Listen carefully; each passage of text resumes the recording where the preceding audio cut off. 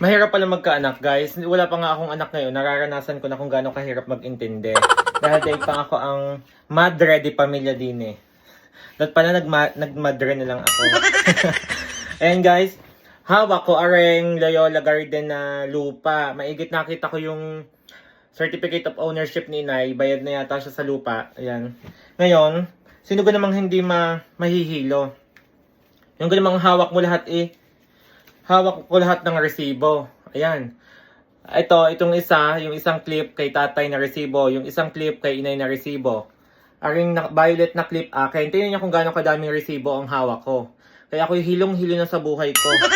Bago, mayroon pa din eh. Tingnan niyo, papakita ko sa inyo.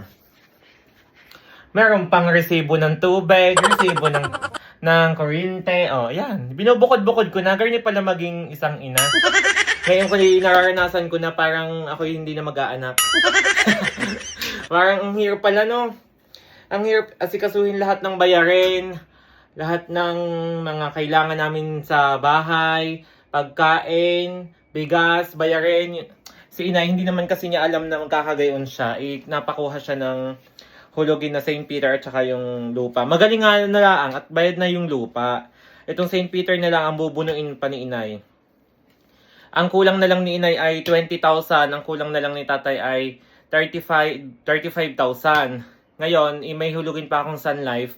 5,000 quarterly. Tapos kasali din ako dito sa St. Peter. Ayan, hilong-hilo na ang utak ko. Ayan. Hindi ko na alam kung anong uunahin ko sa buhay. Ayan. Eh di kaya ako hinahinga. Pag hindi ka humingay, utas ka din sa daming bayarin. Ano? Babay na guys.